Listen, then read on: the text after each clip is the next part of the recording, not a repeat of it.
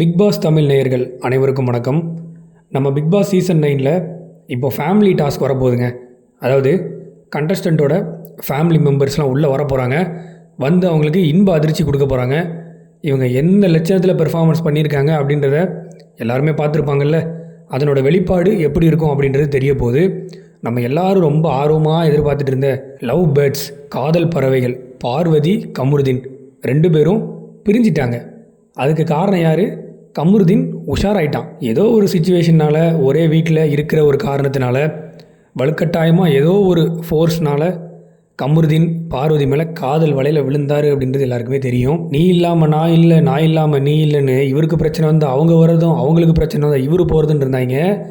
இன்றைக்கி பார்வதி கமருதீனை பார்த்து பேபின்னு கூப்பிட்டதுக்கு பேபின்னு சொன்னால் வாயகையெல்லாம் அடித்து உடச்சிருவேன் அப்படின்னு கமருதீன் ஸ்ட்ரிக்டாக வார்னிங் கொடுத்துருக்காரு. அடடா, இதெல்லாம் பார்க்கும்போது எவ்வளவு இன்பமாக இருக்குது. பார்வதிக்கெலாம் இதுவும் ஆகணும், இதை விட அதிகமாகவே ஆகணும். ஏன்னா கமருதீனும் அரோராவும் நல்ல ஒரு க்ளோஸ் ஃப்ரெண்ட்ஸாக இருந்தாங்க. அவங்கள பிரித்து விட்டுட்டு அதில் போய் குளிர் காஞ்சது தான் இந்த பார்வதி.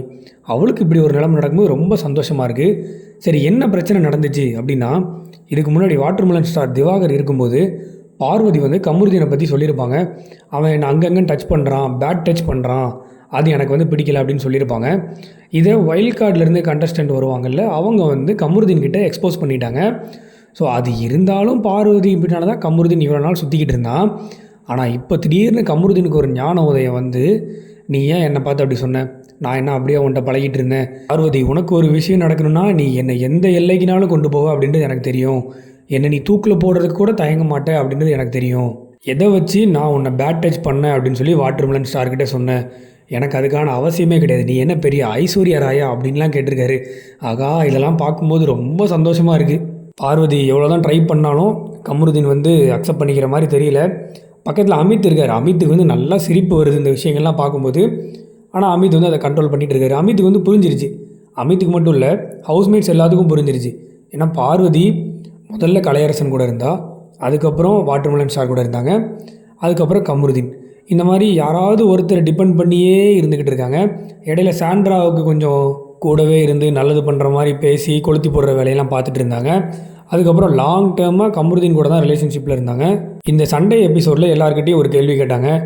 யார் யாரோட கேமை அமுக்குறாங்க அப்படின்னு கேட்கும்போது, பார்வதி கமருதீனோட கேமை அமுக்குறாங்க அப்படின்னு சொல்லி எல்லாரும் பொதுவான பதில் சொல்லியிருந்தாங்க. விஜய் சேதுபதியும் கமருதீன் அவரை கூப்பிட்டு தெளிவாக தனியாகவும் சொல்லியிருந்தார்.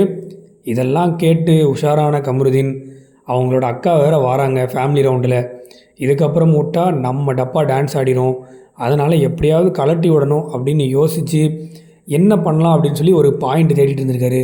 அந்த நேரத்தில் அவருக்கு கிடைச்ச பாயிண்ட் தான் வாட்டர்மெலன் ஸ்டார்கிட்ட கமருதீனை பற்றி பார்வதி அவர்கள் தப்பாக பேசின அந்த குட் டச் பேட் டச் விஷயம்.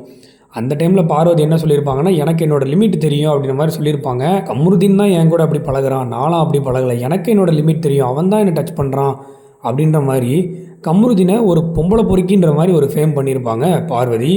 இது அந்த டைமில் எல்லோரும் சொல்லும் போதும், அரோரா சொல்லும் போதும் நம்பாத கமருதீன் இப்போ அவருக்கு புரிஞ்சு அவருக்கு புத்தி வந்திருக்குது.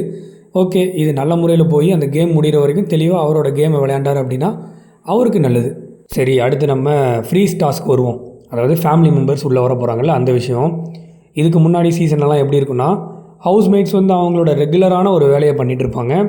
திடீர்னு ஃப்ரீஸ் பண்ணுவாங்க, ஒருத்தவங்களோட ஃபேமிலி உள்ளே வருவாங்க, பார்ப்பாங்க, என்ஜாய் பண்ணுவாங்க, பேசுவாங்க, கலகலன்னு இருப்பாங்க.